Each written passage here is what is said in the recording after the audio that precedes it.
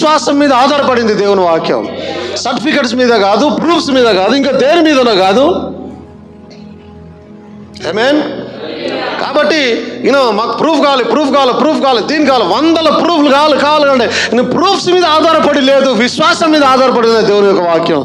పరిచర్య విశ్వాసం మీద ఆధారపడి ఉన్నది, ప్రూఫ్స్ మీద కాదు.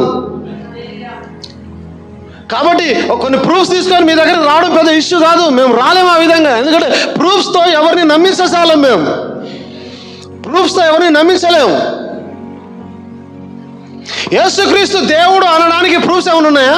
పౌలు ఉన్నప్పుడు, పేతురు ఉన్నప్పుడు, శిష్యులు ఉన్నప్పుడు వారు ప్రూఫ్స్ అడిగారా? మాకు ప్రూఫ్ కావాలని నిన్ను నమ్మాలంటే. పేతురుని అడిగినప్పుడు నువ్వు ఏమనుకుంటున్నావంటే క్రీస్తు అని అంటున్నాడు. ఎలా అన్నాడు ఆయన? నీకు దేవుని ప్రత్యక్షత వల్ల ఇది కలిగిందని అన్నాడు ఆయన. ప్రూఫ్స్ వల్ల కలగలే, ప్రత్యక్షత వల్ల కలిగింది. అది నమ్మకం వల్ల కలిగింది. అది పిలవగానే మీరు నన్ను వెంబడించండి అంటే దగ్గరకు వచ్చి, ఎవరయ్యా నువ్వు నన్ను పిలుస్తున్నావు? నేనేదో చేపలు పట్టుకుంటుంటే దగ్గరకు వచ్చి పేతురు చేస్తే, ఎవరు నువ్వు, అసలు ఏంది నీ పరిచర్య ఏంది, ప్రూఫ్స్ కావాలా? నువ్వు మెస్సేజ్ అని ప్రూఫ్ కావాలా? మాకి నువ్వు దేవుని ప్రూఫ్ కావాలి, నువ్వు మరణించడానికి వచ్చిన ప్రూఫ్ కావాలి, నువ్వు ఆ తండ్రి కుమారుడు ప్రూఫ్ కావాలి మాకు ముందు, ఆ తర్వాత వెంబడిస్తామంటే వాళ్ళు అలా వెంబడించలే. వాడు చూడకనే నమ్మి ఉన్నారు, మేము చూడకుండా నమ్ముతూ ఉన్నాము.